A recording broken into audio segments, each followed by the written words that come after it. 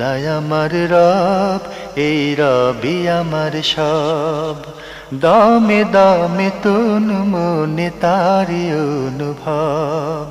তোমার দুনিয়াতে আমি যেদিকে তাকাই, অথই নিয়ামতে ডুবে আছি সবাই। পাক পাখালির গানে শুনি তসবিহ কালো রব, তসবিহ কালো রব। আল্লাহ আমার রব, এই রবি আমার। আসসালামু আলাইকুম। আলহামদুলিল্লাহ, আসসালাতু ওয়াসসালামু আলা রাসূলিল্লাহ।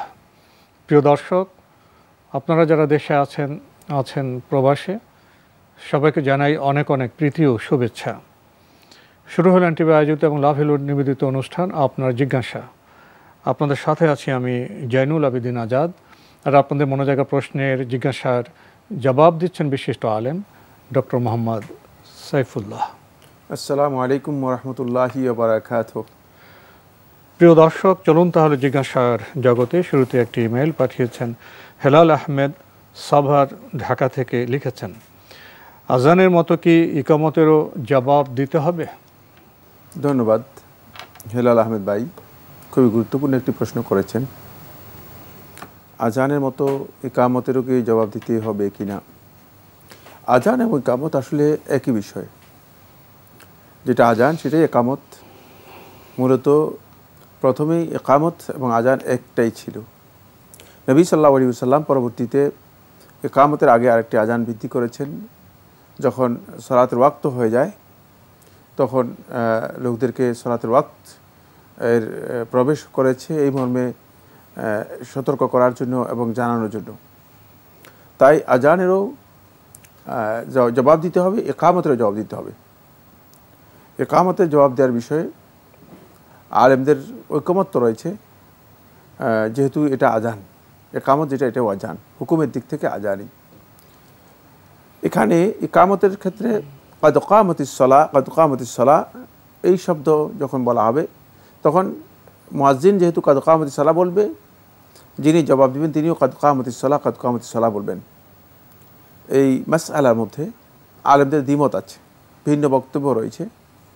কেউ কেউ বলেছেন যে কাদ কামাতিস সালাহ যখন মুয়াজ্জিন বলবে তখন যিনি ইকামত শুনবেন তিনি বলবেন আকামাহাল্লাহু আদামাহা, যে আল্লাহ তাআলা সালাতকে কায়েম রাখুন এবং সালাতকে স্থায়ী বা নিয়মিত রাখুন। তো এই যে বক্তব্য, এটা হাদিসের দিক থেকে দুর্বল, গ্রহণযোগ্য নয়। যেহেতু সহিহ বুখারী হাদিসের মধ্যে স্পষ্ট করে রাসূলুল্লাহ সাল্লাল্লাহু আলাইহি ওয়াসাল্লাম কথা বলেছেন, ইজা সামি'তুমুল মুআজ্জিন, যখন তোমরা মুআজ্জিনকে আজান দিতে শুনবে, ফাকুলু মিসলা মা ইয়াকুলুল মুআজ্জিন, তোমরা মুআজ্জিন যেভাবে বলে ঠিক সেভাবেই বলবে। সুতরাং আজানের ক্ষেত্রে এবং ইকামতের ক্ষেত্রে মুআজ্জিন যেটা বলবে সেটা বলাই হচ্ছে এই হাদিসের দিক নির্দেশনা এবং এটাই সহিহ বক্তব্য। তাই এক্ষেত্রে কাদ কামাতিস সালাহ এর সময় কাদ কামাতিস সালাহ যদি কেউ বলে থাকেন এটাই সুন্নাহ সম্মত। বাকি যেহেতু এই হাদিস দুর্বল, কেউ কেউ এই হাদিস আমল করেছেন, সেই কারণে যদি কেউ দুর্বল হাদিসের আমল করে থাকেন তাহলে এটা বেদাত বা সুন্নাহ পরিপন্থী হবে না। কিন্তু উত্তম হচ্ছে, কোনো সন্দেহ নেই, যেহেতু সহিহ হাদিস রয়েছে রাসূলুল্লাহ সাল্লাল্লাহু আলাইহি ওয়াসাল্লামের, সুন্নাহ হচ্ছে যেটি সেটা হলো কাদ কামাতিস সালাহ যখন শুনবেন তখন কাদ কামাতিস সালাহ বলেই উত্তর দেবেন। জি, আমরা জানলাম বিষয়টি সম্পর্কে। প্রিয় দর্শক আরও লিখেছেন, আমি সিজদায় 3 বার সুবহানা রাব্বিয়াল আলা না বলে একবার সুবহানা রাব্বিয়াল আলা, একবার সুবহুন কুদ্দুসুন রব্বুল মালাইকাতি ওয়ার রূহ, আরেকবার সুবহানাকাল্লাহুম্মা রব্বানা ওয়া বিহামদিক আল্লাহুম্মা গফিরলি পড়ি।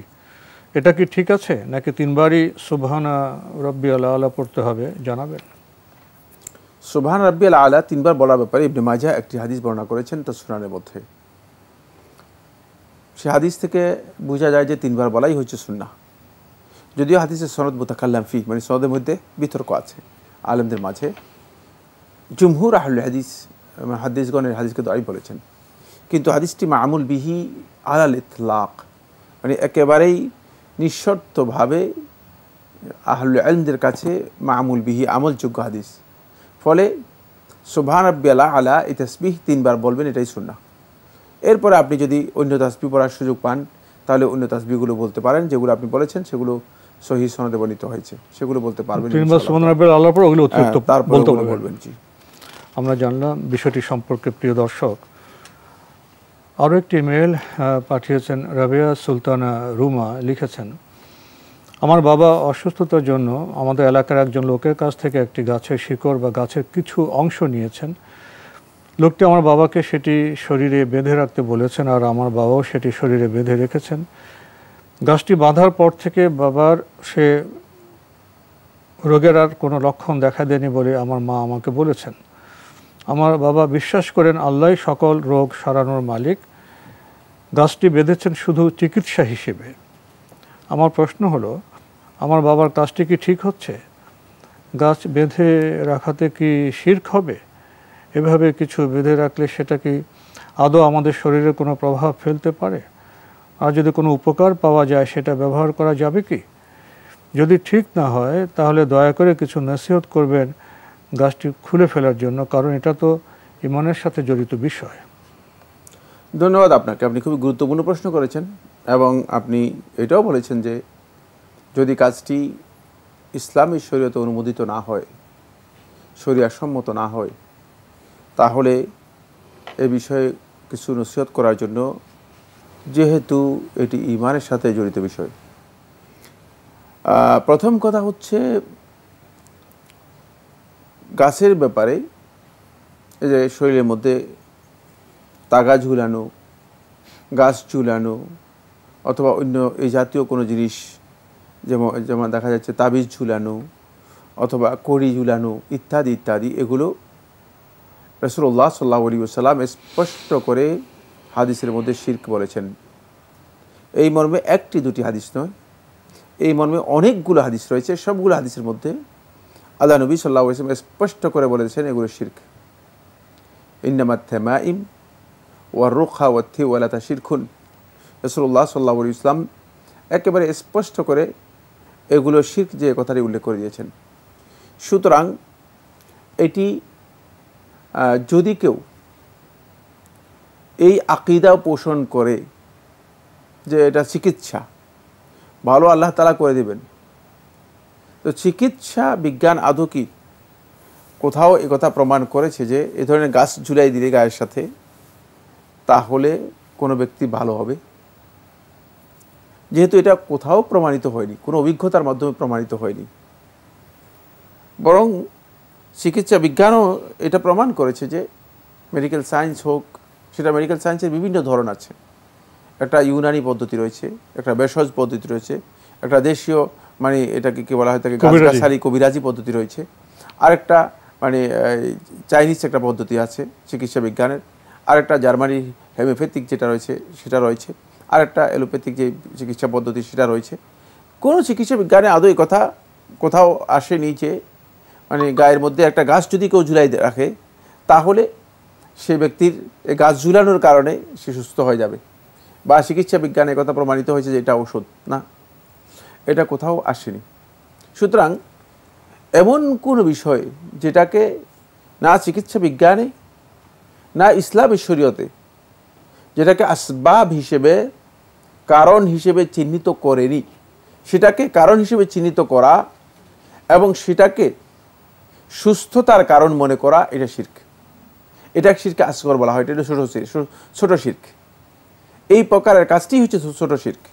সুতরাং যেহেতু চিকিৎসা বিজ্ঞানের কোথাও এটা প্রমাণিত হয়নি যে এটাই চিকিৎসার কারণ, যেমন একজন ব্যক্তির জ্বর হলে আমরা জানি যে জ্বরের একটা চিকিৎসা আছে, সেটা হলো পানি দিয়ে গোসল করালে বা পানি দিয়ে মুছে দিলে জ্বরটা কমে যায়। এটা চিকিৎসা বিজ্ঞানও প্রমাণ করেছে, মেডিকেল সায়েন্সের বিভিন্ন বইয়ের মধ্যেও বা কথার মধ্যে রয়েছে, আবার হাদিসের মধ্যেও রয়েছে।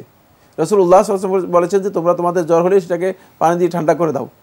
তাহলে বোঝা যাচ্ছে যে দুটি সহিহ মুসলিমের হাদিসের মধ্যে এসেছে। তাহলে এখান থেকে আমরা বুঝতে পেরেছি যে এটা স্বীকৃত। পানি দিয়ে যদি ধুয়ে দেন, মুছে দেন, তাহলে দেখবেন যে জ্বর আপনার কী হবে, লাঘব হালকা হবে। কিন্তু এ ধরনের কোনো কোথাও আসে নাই। তাই এই কাজটি যদি করে থাকেন তিনি, অবশ্যই এটা শিরক আসগর হবে, এটা এক প্রকার শিরক হবে। আপনাকে এখানে একটা জিনিস বুঝতে হবে, অথবা আপনার মাধ্যমে গোটা উম্মাহকে এটা বোঝা দরকার, সেটা হলো এই, যদি তিনি এতেকাদ করতেন যে এই বস্তু তাকে সুস্থতা দান করে, তাহলে এটা শিরক আকবর। বা এই বস্তুর কারণে তিনি সুস্থ হয়েছেন, এই বস্তুর এমন প্রভাব আছে, এমন প্রতিক্রিয়া আছে যে প্রতিক্রিয়াটা মানুষকে সুস্থ করতে পারে, মানুষকে অসুস্থতা থেকে বাঁচাতে পারে, তাহলে এটা শিরকে আকবর হয়ে যাবে। এটা শিরকে আসগর এই জন্যই হয়েছে, যেহেতু এটা কারণ নয়, কারণ বানানো হয়েছে, এই জন্য এটা শিরকে আসগর হয়েছে। তাহলে আমরা বুঝতে পেরেছি এটা শিরকে আসগর কেন হয়েছে, যেহেতু এটাকে কোনো বিজ্ঞানে, কোনো মেডিকেল সায়েন্স অথবা কোনো কিছুতেই কারণ হিসেবে আখ্যায়িত করা হয়নি। তাই তিনি গায়ের মধ্যে এটা ঝুলানো তার জন্য মোটেও উচিত হয়নি, একেবারেই ভুল কাজ, এটা শরীয়সম্মত নয়, বরং এটা শিরকি কাজ। কি এই কাজটা কেমন ভয়ঙ্কর? এক নম্বর বিষয় হচ্ছে, এতে তার শিরকে আসগরের মধ্যে লিপ্ত থাকলে তার ইবাদতগুলো আল্লাহ তাআলার কাছে গ্রহণযোগ্য হবে না। তিনি কারণ শিরকের মধ্যে রয়েছেন যে ব্যক্তি, তার ইবাদত আল্লাহ তাআলার কাছে গ্রহণযোগ্য হবে না। দুই, শিরকে আসগর যদি কোনো ব্যক্তি করে থাকে, এটা আস্তে আস্তে তাকে আকীদাগত দিক থেকে কুফরি এবং শিরকের দিকে নিয়ে যাবে। যেমন আপনি বক্তব্যের মধ্যে আপনার কথাই হয়েছে, আপনার মা বলেছে যে এই গাছ গায়ের মধ্যে লাগানোর কারণে, গায়ের মধ্যে বাঁধার কারণে তার রোগের যে আলামত রয়েছে সে আলামত এখন আর নেই। এটা বোঝা গেল যে ওই বস্তুকে মানে এর কারণ হিসেবে চিহ্নিত করা হচ্ছে এবং মনে করা হচ্ছে যে এটাই মূলত চিকিৎসা তাকে সুস্থ করে নিয়েছে, এবং এই আকীদার দিকে চলে যাচ্ছে, শিরকে আকবরের দিকে নিয়ে যাবে। এই জন্য শিরকে আসগরকে নিষেধ করা হয়েছে, যেহেতু শিরকে আসগর হচ্ছে হিয়া জারিয়াতুল ইলা শিরকিল আকবর, এটা মানুষদেরকে শিরকে আকবরের দিকে ধাবিত করবে, নিয়ে যাবে। ইন্নাল্লাহা লা ইয়াগফিরু আন ইউশরাকা বিহি, আল্লাহ তাআলা যদি তওবা না করে থাকেন তাহলে শিরকে আল্লাহ সুবহানাহু ওয়া তাআলা কোনোভাবেই ক্ষমা করবেন না, আল্লাহ রাব্বুল আলামিন ক্ষমা করবেন না। তাহলে তিনি এই কারণে সবচেয়ে বড় ক্ষতিগ্রস্ত হবেন। আকীদাগত যে আমরা একটু বিরতি নিয়ে আবার ইনশাআল্লাহ এই বিষয়ে আপনার সাথে কথা বলবো। প্রিয় দর্শক, আমরা দেখছিলাম এনটিভি আয়োজিত এবং লাভ হলো নিবেদিত অনুষ্ঠান আপনার জিজ্ঞাসা। সময় হলো বিরতির, ফিরছে একটু পরেই, আমাদের সাথেই থাকুন। আল্লাহ আমার রব, এই রবি আমার সব। আল্লাহ আমার রব, এই রবি আমার সব। আল্লাহ আমার রব, এই রবি আমার সব। আল্লাহ আমার রব, এই রবি আমার সব। প্রিয় দর্শক, বিরতির পরে আমরা আবার ফিরে এলাম আপনার জিজ্ঞাসায়। বিরতির আগে আপনি বলছিলেন আকীদা প্রসঙ্গে। হ্যাঁ, আকীদাগত যে মহাবিচ্যুতি সেটা হচ্ছে এই ঈমানের জন্য শর্ত হচ্ছে ঈমানটা শিরক মুক্ত হতে হবে। যদি কোনো ব্যক্তির ঈমান প্রকৃত ঈমান হতে হয় তাহলে তার ঈমান শিরক মুক্ত হতে হবে। যদি শিরক মুক্ত ঈমান হয় তাহলে সেটা আল্লাহর কাছে গ্রহণযোগ্য, সেটাকে ঈমান বলা হবে। আর শিরক যুক্ত যদি কোনো ঈমান হয়ে থাকে সেটা শুধুমাত্র ঈমান দাবি করা যাবে, কিন্তু প্রকৃত ঈমানদার হতে পারবে না। এটা হলো সবচেয়ে বড় আকীদাগত বিচ্যুতি। লাস্ট যেই বক্তব্য, সর্বশেষ 5 নম্বর যে পয়েন্টটি, সেটি হলো আখিরাতের নাজাত তার সম্পূর্ণরূপে অনিশ্চিত হয়ে যাবে। রাসূলুল্লাহ সাল্লাল্লাহু আলাইহি ওয়াসাল্লাম স্পষ্ট করে হাদিসের মধ্যে বলেছেন, এক ব্যক্তি আল্লাহ রাসূল সাল্লাল্লাহু আলাইহি ওয়াসাল্লামের কাছে এসেছেন, তার হাতের মধ্যে এই ধরনের কড়ি লাগানো। রাসূলুল্লাহ সাল্লাল্লাহু আলাইহি ওয়াসাল্লাম তার বাইআত গ্রহণ করেননি। রাসূলুল্লাহ সাল্লাল্লাহু আলাইহি ওয়াসাল্লাম তারপর বলেছেন যে ইন মাতা আলা যালিক লান ইউফলিহ, যদি এর উপর তার মৃত্যু হয় তাহলে সে কোনোদিন জান্নাত পাবে না। লা ইউফলিহ, ফালাহ বলতে জান্নাতকে বোঝানো হয়েছে, সে জান্নাতই পাবে না। সুতরাং আপনার আব্বাকে এটা বুঝাতে হবে, মানে আখিরাতের সবচেয়ে বড় সফলতা একটাই, সেটা হলো জান্নাত লাভ করা। দুনিয়ার জীবনে সফলতা বলতে কিছুই নেই। হয়তো মানুষ কিছু মানদণ্ড তৈরি করেছে সফলতার জন্য, সেটা একেবারেই সামান্য এবং এর কোনো ভিত্তি নেই। কারণ হচ্ছে যার মূল বিষয় হচ্ছে জীবনের মূলধন, হায়াতেরই ভিত্তি নেই, যে কোনো সময় হায়াতটাই চলে যেতে পারে। সুতরাং এখানে সফলতার কোনো ভিত্তি নেই। কিন্তু আখিরাতের সফলতার ভিত্তি হচ্ছে জান্নাত লাভ করা। আর এই সফলতাটুকু তার হারিয়ে যাবে, এই সফলতা থেকে তিনি বঞ্চিত, মাহরুম হয়ে যাবেন যদি এই কাজে তিনি লিপ্ত থাকেন। এই বিষয়টি এত বিস্তারিত আলোচনা করার কারণ হচ্ছে আমাদের সমাজে প্রচুর লোক আছে যারা মনে করে থাকেন যে এগুলো খুবই ক্ষুদ্র বিষয় মনে হয়। যেন না, বিষয়গুলো ক্ষুদ্র নয়, বিষয়গুলো অনেক বড় বিষয়, যদিও কাজগুলো দেখতে ক্ষুদ্র মনে হয়। আল্লাহ তাআলা আমাদের বুঝার তৌফিক দিন। জি, বিষয়টি সম্পর্কে আমরা অনেক কিছু জানলাম। প্রিয় দর্শক, একটি বিষয় যদি এরকম হয়, কোনো ব্যক্তি বিশ্বাস করেন যে রোগ সারানোর মালিক একমাত্র আল্লাহ, কিন্তু বস্তুতে তো গুণ থাকে, বস্তুগুণ, সেটা তো আল্লাহ দেন। কোনো পাতা বা কোনো ফল ফুলের মধ্যে যদি বস্তুগুণ থাকে, চিকিৎসা বিভিন্ন শাস্ত্র আছে, শুধু তো অ্যালোপ্যাথি না, আপনার আয়ুর্বেদীয় আছে, ভেষজ আছে। তো কোনো একটা স্বাস্থ্য যদি কোনো পাতা বা ফলমূলের যদি কোনো বস্তুগুণ নির্ধারণ করা হয় অভিজ্ঞতায়, সেটা কি ব্যবহার করতে পারবে? হ্যাঁ, যেটা চিকিৎসা হিসেবে স্বীকৃত হয়েছে, চিকিৎসা হিসেবে প্রমাণিত, কিন্তু গাছের ডাল গায়ের মধ্যে লাগা রাখবে, এটা তো চিকিৎসা নয়। তাহলে মানে যে কোনো চিকিৎসা শাস্ত্রে সেই বস্তুগুণকে যদি স্বীকৃতি দেওয়া হয়, তাহলে এটা তো বস্তু আল্লাহ সৃষ্টি করেছেন। যে কোনো ওষুধ তো বস্তু থেকে আসে। হ্যাঁ, ওষুধ বস্তু থেকে আসে, গাছপালা, লতা, গুল্ম, পাতা, এখান থেকে তো ওষুধ আসে। আমার বক্তব্যের মধ্যে স্পষ্ট, সেটা হচ্ছে এই কোন চিকিৎসা পদ্ধতিতে যেটা চিকিৎসা হিসেবে স্বীকৃত হয়েছে, চিকিৎসা হিসেবে স্বীকৃত হয়েছে এবং সেটাকে মানে কারণ হিসেবে তারা দেখেছেন যে এটা চিকিৎসার কারণ হতে পারে, বস্তুগুণ আছে, সে বস্তুগুণ হিসেবে সেটা খাইলে, যেমন আমি এটা বোঝানোর যে চেষ্টা করি, কাগজের মধ্যে আগুন লেখেন, এটাতে গা পুড়বে না, কিন্তু গায়ের মধ্যে আগুন লাগিয়ে দেয়, গা পুড়ে যাবে। দুটোর মধ্যে পার্থক্য রয়েছে, দুটোর মধ্যে বিশাল পার্থক্য রয়েছে। হ্যাঁ, এটা বস্তুর প্রভাব। কিন্তু আপনি যখন বলেন যে কাগজের মধ্যে যদি 10 বার আগুন লেখে আপনি হাতের মধ্যে মোড়ায় রাখেন, তাহলে কিছুই হবে না, আপনার কিছুই হবে না। সুতরাং একটা বস্তু, যেমন এই বিভিন্ন পাতা আছে, যেমন আমরা ধরি একটা তুলসী পাতা, এর অনেক প্রভাব আছে, এর মধ্যে অনেকগুলো ভিটামিন আছে, অনেকগুলো মানে বিষয় আছে, এর মধ্যে অনেকগুলো গাছপালা থেকে। কেউ যদি এই পাতা মানে খায় এবং মনে করে যে মানে মেডিকেল সায়েন্স থেকে, কোনো সায়েন্স থেকে, কোনো একটা মেডিকেল মানে মেথড থেকে এটা প্রমাণিত হয়েছে যে এটা এই কাজের জন্য উপকারী, সেটাকে কারণ হিসেবে চিহ্নিত করা তার জন্য জায়েজ আছে, মানে এটা কারণ হতে পারে। কিন্তু যদি মনে করে যে তুলসী পাতা এসে হাতের মধ্যে 10টা লাগাই রাখলাম, এটা তো এখানে যে কোনো একটা চিকিৎসা শাস্ত্রে অভিজ্ঞতা আলোকে সেটা চিকিৎসার বস্তুগুণ হিসেবে স্বীকৃত থাকতে হবে, স্বীকৃত হতে হবে। আমরা খুবই গুরুত্বপূর্ণ বিষয় অবগত হলাম। প্রিয় দর্শক, মূল কথা হলো রোগ তো সারাবেন আল্লাহ, কিন্তু আমাদের ব্যবস্থাপত্র নেওয়া যাবে, বস্তুগুণ নেওয়া যাবে, এবং যে কোনো একটি চিকিৎসা ব্যবস্থায় সেটা একটা স্বীকৃতি বা একটা অভিজ্ঞতার আলোকে সেটা সম্পর্কে বক্তব্য থাকতে হবে। প্রিয় দর্শক, আমরা নতুন প্রশ্নে যাচ্ছি। ইমেলটি পাঠিয়েছেন মোস্তাক আহমেদ নরসিংদী থেকে, লিখেছেন, পবিত্র কোরআনে সূরা দোহার 7 নম্বর আয়াতে আল্লাহ তাআলা মহানবীকে উদ্দেশ্য করে বলেন, তিনি আপনাকে পেয়েছেন পথহারা, অতঃপর আপনাকে পথ প্রদর্শন করেছেন। কি উদ্দেশ্যে আয়াত নাজিল হয়েছিল? ধন্যবাদ, খুবই গুরুত্বপূর্ণ প্রশ্ন করেছেন। আল্লাহ সুবহানাহু ওয়া তাআলা হাবিব সাল্লাল্লাহু আলাইহি ওয়াসাল্লামকে লক্ষ্য করে যে কথাটি বলেছেন, ওয়া ওয়াজাদাকা দাল্লান ফাহাদা, আর তিনি আপনাকে পেয়েছেন দাল্লান। দাল্লান হচ্ছে মানে সঠিক রাস্তার অনুসন্ধানকারী, মানে সঠিক রাস্তার তিনি মানে রাস্তা থেকে দূরে ছিলেন, কারণ তিনি যেই সমাজে এসেছেন সেই সমাজের মানুষগুলো মূলত সঠিক রাস্তা লাভ করেনি, সঠিক রাস্তা ছিল না। আর রাসূলুল্লাহ সাল্লাল্লাহু আলাইহি ওয়াসাল্লাম নিজেও সঠিক রাস্তা তো বিবেক দিয়ে বের করা যায় না, গবেষণা করে বের করা যায় না, আন্দাজ করে বের করা যায় না। তো ওহী আসার আগ পর্যন্ত আল্লাহ নবী সাল্লাল্লাহু আলাইহি ওয়াসাল্লাম এই রাস্তার ব্যাপারে তিনি অস্থিরতা এবং হয়রানি মধ্যে ছিলেন। ওহী আসার আগ পর্যন্ত রাসূল সাল্লাল্লাহু আলাইহি ওয়াসাল্লাম চিন্তা করতেছিলেন রাসূলুল্লাহ সাল্লাল্লাহু আলাইহি ওয়াসাল্লাম মাখলুকাত সম্পর্কে, আল্লাহ তাআলার এই সৃষ্টির যেই বিশাল নিদর্শনগুলো আছে সেগুলো নিয়ে রাসূলুল্লাহ সাল্লাল্লাহু আলাইহি ওয়াসাল্লাম বিভিন্নভাবে চিন্তা করতেছিলেন। কিন্তু রাসূলুল্লাহ সাল্লাল্লাহু আলাইহি ওয়াসাল্লাম এমন কোনো ডিসাইড করতে পারছিলেন না, এমন কোনো ডিসিশনে যেতে পারছেন না যে হ্যাঁ, এই জগতের একজন খালেক রয়েছেন যিনি একমাত্র আল্লাহ, যিনি একক অদ্বিতীয়, তার কোনো শরিক নেই।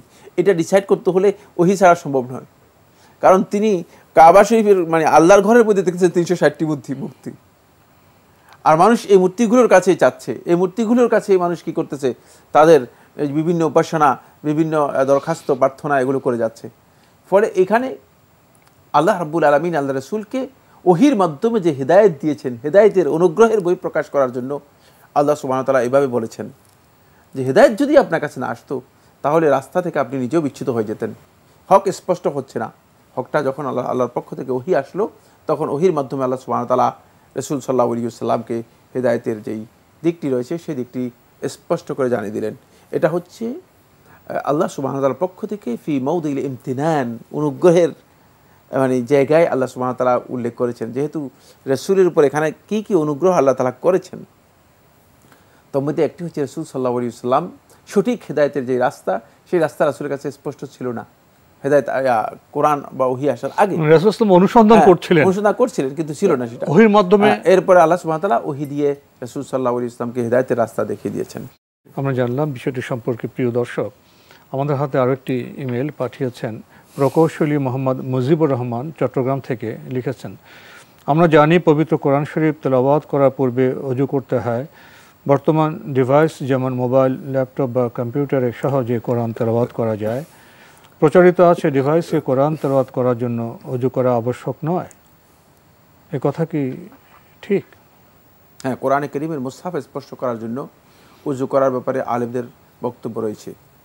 সমস্ত মাযহাবের উলামায়ে কেরাম এর ঐক্যমতে সাব্যস্ত হয়েছে যে ওযু করা এখানে সুন্নাহ। খেয়াল রাখতে হবে, সুন্নাহ আর ওয়াজিব এক জিনিস নয়। আমাদের অনেক ভাই আছেন এগুলো বুঝেন না, ফলে তিনি মনে করেন যে হয়তো এটা বাধ্যতামূলক। না, ওযু করতে হয় এটা ওয়াজিবকে বোঝায়, আর ওযু করা মানে উত্তম বা ভালো এটা হচ্ছে সুন্নাহকে বোঝায়। তাহলে সমস্ত উলামায়ে কেরামের ঐক্যমতে এটা হচ্ছে ওযু করাটা হচ্ছে আদব এবং সুন্নাহ। ওযু করা হচ্ছে সুন্নাহ। চার মাযহাবের আলেমগণ সবাই এই কথাই বলেছেন। এটা শুধুমাত্র কোরআন রয়েছে, শুধুমাত্র কোরআন যেটা মুসহাফ হিসেবে, সেখানে কোনো অনুবাদ তাফসীর নেই, অনুবাদ তাফসীর ইত্যাদি নয়। আর এছাড়া কোরআনে কারীমের বাহিরে বর্তমান যে ডিভাইসের কথা বলছেন, মোবাইল একটা ডিভাইসের নাম। মোবাইলের মধ্যে মূলত কোরআন মানে কোরআনের মুসহাফ নয়। মোবাইল কোরআনের এখানে কিছু ইমেজ রয়েছে যেখান থেকে আপনি কোরআনের তিলাওয়াত করতে পারবেন, কিন্তু কোরআনে মুসহাফ হিসেবে মোবাইলকে ব্যবহার করা হয় না। এই জন্য মোবাইল যদি কেউ মানে মোবাইল থেকে কোরআন তেলাওয়াত করে থাকেন, তিনি মোবাইল স্পর্শ করার জন্য দুনিয়ার কোনো আলেম মানে কোনো যুগেই মানে বর্তমান যুগে অথবা পূর্ববর্তী যুগে দুনিয়ার কোনো আলেম, পূর্ববর্তী যুগের আলেমরা তো মোবাইল দেখেই নেই, প্রশ্নই আসে না। এই যুগের আলেমরা যারা দেখেছেন, পৃথিবীর কোনো আলেম এই পর্যন্ত এই ফতোয়া দেন নেই বা এই কথা বলেননি যে মোবাইল স্পর্শ করার জন্য কি করতে হবে, ডিভাইসে কোরআন তেলাওয়াত করার সময় কি ওযু করতে হবে? না, ওইটাই বলছি। শুধুমাত্র ডিভাইসে যখন কোরআন তেলাওয়াত করবেন তখন তিনি কি ওযু করতে হবে? না, তাও ওযু করতে হবে না, কারণ এটা স্পর্শ করার জন্য এটা মুসহাফ নয়। কিন্তু কোরআন তেলাওয়াতের সাথে কোরআন তেলাওয়াতের কিছু শিষ্টাচার রয়েছে, আদব রয়েছে। সেই আদবগুলোর মধ্যে একটি হচ্ছে কোরআন তেলাওয়াত করবে মুতাওয়াদ্দিয়ান, ওযু সহ। আমাদের শেষ করতে হবে, এটা আদবের ব্যাপার, ওয়াজিব নয়। যেটা এক বাক্যে বলতেন আমাদের শেষ সময়, ডিভাইসে পবিত্র কোরআন মজিদ সংরক্ষণ করা যাবে কি, যা আমরা যত্রতত্র ব্যবহার করি? ডিভাইসে সংরক্ষণ করতে কোনো ধরনের বাধা নেই।